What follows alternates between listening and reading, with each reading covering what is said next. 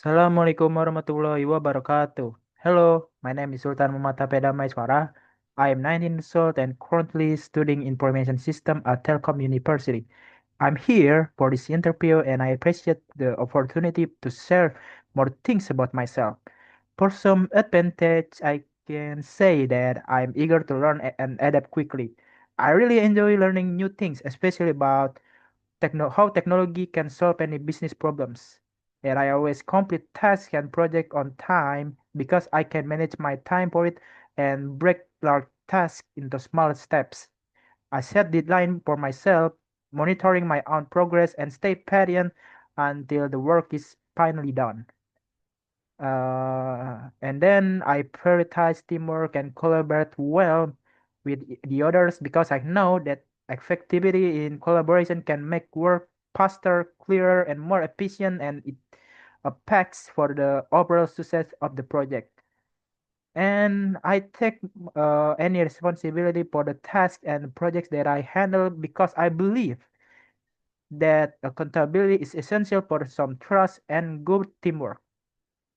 After we talk about advantage, there is disadvantage. All I can say about my own disadvantage is that my speaking ability is still not that there. I mean, sometimes I find it hard for express any complex ideas very quickly. Maybe I need more time to express my ideas very clearly, especially in especially in any formal situations. I don't have that much work experience yet, but I can make up for it through with hands-on academic projects, teamwork experience, and a strong willingness to learn faster about anything that I currently work on.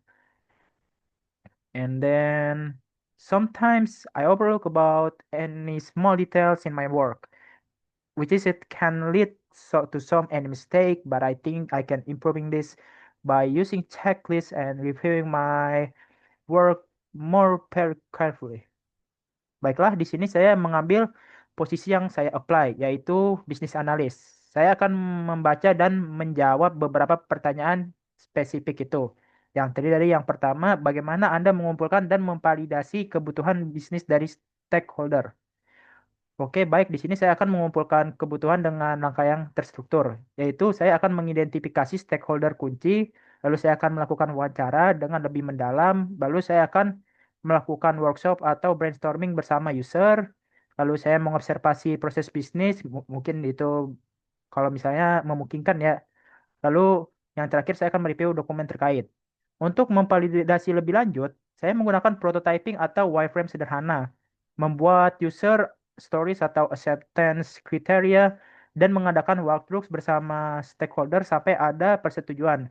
Selain itu, saya mencatat beberapa keputusan yang penting dan membuat traceability dengan menghubungkan requirement itu ke solusi agar perubahan yang dilakukan bisa dilacak.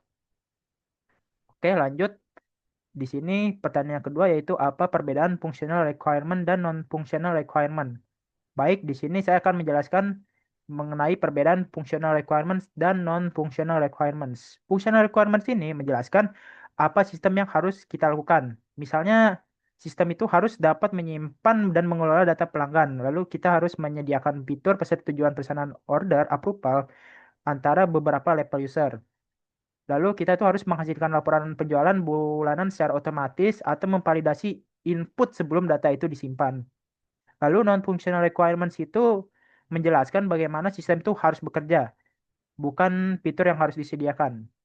Misalnya kayak gini, requirement itu requirement ini tuh berfokus pada kualitas, performa, dan karakteristik yang memengaruhi pengalaman pengguna serta keandalan sistem. Seperti contoh, kinerja sistem seperti waktu respon tuh harus kurang dari 2 detik. Tingkat keamanan itu seperti enkripsi data dan kontrol akses, lalu ketersediaan sistem dengan target uptime 99,5%. Dan stabilitas agar sistem itu bisa tetap stabil saat jumlah pengguna itu meningkat gitu loh. Serta usability agar antarmuka itu mudah digunakan oleh pengguna yang non teknis. Nah, sebagai kesimpulan itu bisa dibilang sih keduanya sama-sama penting. Kenapa sama-sama penting? Karena functional requirement itu memastikan fitur yang dibutuhkan oleh user ini bisa berjalan dengan benar. Sedangkan non-functional requirement itu memastikan pengalaman, performa, serta keandalan sistem agar tetap terjaga dalam jangka waktu yang lebih panjang. Baik, yang ketiga ini di sini pertanyaan itu harus menceritakan situasi di mana analisis Anda ini bisa berdampak pada keputusan strategi bisnis. Oke, baik. Di sini tuh bisa diambil dari beberapa contoh ya. Misalnya, misalnya itu mungkin dari proyek kampus saya gitu. Dalam sebuah tugas kelompok, saya akan melakukan analisis proses pemesanan manual yang panjang dan mengumpulkan data dari user. Hasil analisis ini menunjukkan langkah yang berulang-ulang dan kebutuhan fitur notifikasi otomatis. Saya bahkan menyajikan beberapa rekomendasi proses yang disederhanakan eh, bersama prototipe notifikasi sehingga tim proyek saya ini memutuskan untuk mengubah skop solusi menjadi solusi semi otomatis, bukan full manual dong. Lalu keputusan itu akan mengurangi kompleksitas implementasi dan membuat solusi lebih cepat diuji di pengguna akhir. Bisa dibilang ini pelajaran utamanya bahwa analisis kebutuhan yang jelas akan membantu tim memilih arah yang lebih realistis dan berdampak langsung pada roadmap pengembangan proyek yang sedang kita jalankan. Oke, lalu pertanyaan selanjutnya itu yaitu kenapa saya harus memilih kamu?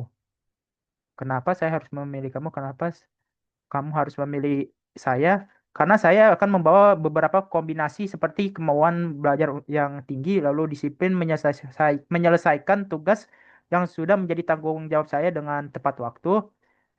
Lalu saya mengutamakan bekerja sama dengan tim karena saya bertanggung jawab atas hasil pekerjaan saya dan saya siap untuk beradaptasi dengan kebutuhan yang dibutuhkan oleh perusahaan. Meskipun bisa dibilang mungkin pengalaman saya kerja itu belum panjang ya, tapi saya yakin gitu loh bahwa saya bisa dengan cepat mempelajari tools baru yang digunakan di perusahaan ini. Dan saya siap untuk terus meningkatkan kemampuan saya dalam berkomunikasi dengan tim agar hasil analisis saya itu bisa diterima oleh tim teknis maupun stakeholder bisnis. Saya berjanji untuk berkomitmen bahwa saya bisa memberi nilai nyata lewat kerja keras dan kolaborasi dengan tim. Lalu yang terakhir, pertanyaannya, adakah pertanyaan untuk perusahaan kami? Oh, tentu dong, saya punya pertanyaan untuk perusahaan Anda. Ini beberapa pertanyaan. Yang pertama itu, apakah KPI utama untuk posisi bisnis analis di perusahaan ini dalam 6 sampai 12 bulan pertama? Lalu yang kedua, tim seperti apa sih yang nanti akan saya dukung? Apakah itu seperti ukuran tim atau komposisi, misalnya seperti developer, quality assurance, atau product owner? Lalu yang pertanyaan terakhir mungkin saya akan bertanya yaitu bagaimana sih jalur pengembangan karir untuk peran bisnis analis di sini? Maksudnya kayak pelatihan gitu atau mentoring gitu. Oke, baiklah sekian dari saya. Kurang lebihnya mohon maaf. Harapan saya untuk diterima di perusahaan ini atas perhatiannya saya ucapkan terima kasih. Assalamualaikum warahmatullahi wabarakatuh.